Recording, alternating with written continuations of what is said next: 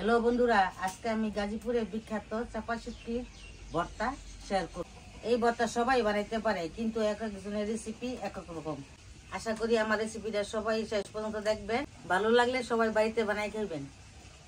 আমি শিখের মিটে গাইতে চাপা গিলা পুরা নিতেছি। আপনার বাসায় যদি শিখ না থাকে, আপনারা কাঁটা চামচের মধ্যেও পুরা নিতে পারবেন।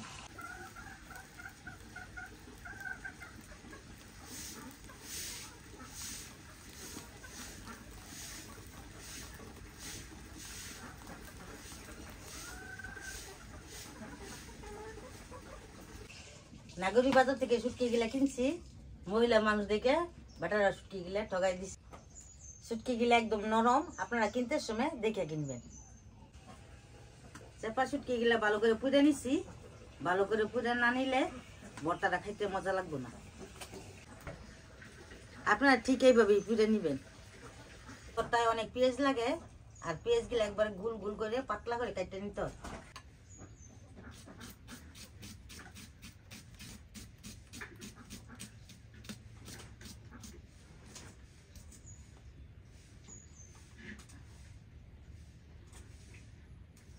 একদম পাতলা করে কেটে নিচ্ছি। বন্ধুরা, আমি যে অনেকটি পেঁয়াজ কেটে নিচ্ছি, লবণটা কত মাহেরম মরিচ চাপা বাইডা ধুইয়া চিপড়াইয়া তারপরে ভর্তাই দিই।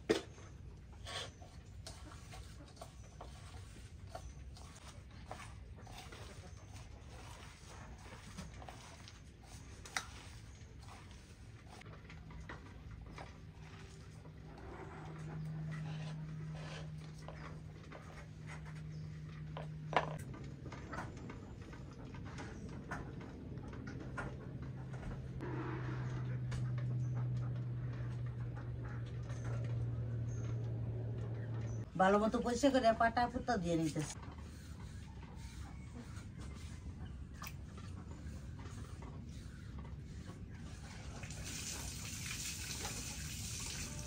বন্ধুরা, আমি পরিমাণ মতো লবণ দিতেছি। ভর্তায় আর কোনো লবণ লাগবে না। আপনারা আপনাকে স্বাদ অনুসারে দিয়ে নেবেন।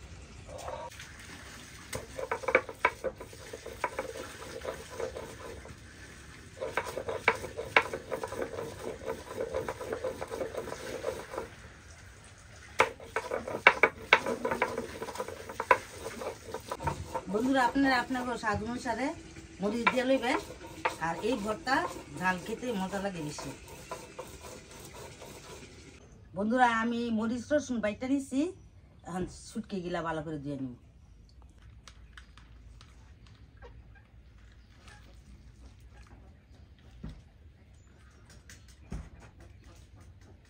বন্ধুরা, মরিচের সাথে আমি শুটকি গিলা বাইটা নিতেছি।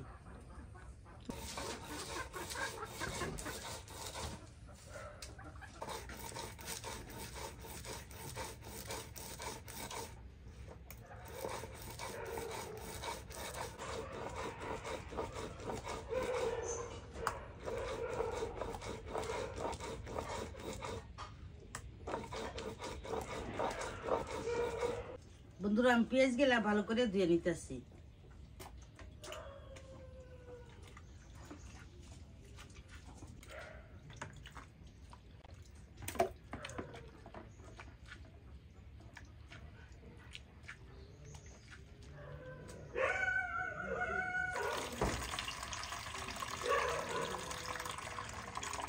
বন্ধুরা, আমি পেঁয়াজ থেকে ভালো করে চিপড়াইয়া পানিটা ফালাই দিয়ে তারপরে ভর্তাই দিব।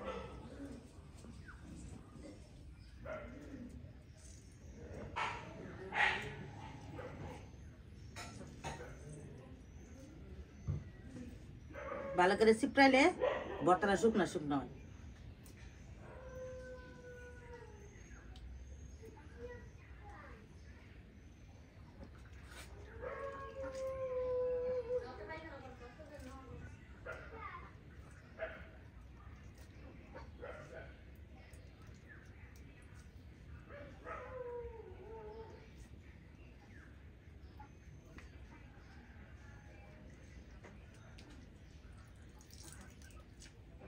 পেঁয়াজ গিলা আদা আদা বাটতে হইব, পুরোপুরি মিহিন করার লাগে না।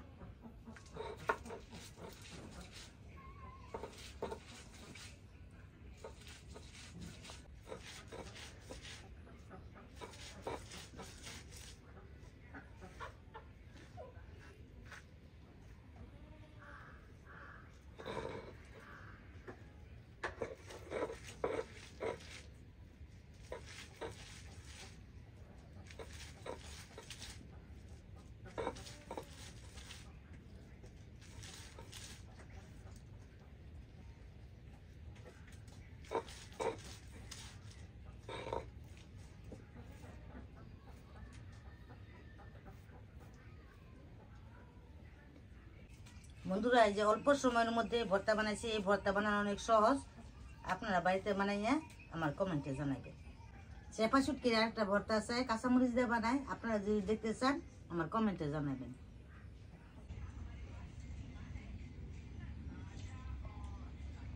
বন্ধুরা এই যে আমার ঠাকুর রেসিপিটা আনা হয়েছে, কমেন্টে জানিয়ে দিবেন আর লাইক শেয়ার করবেন।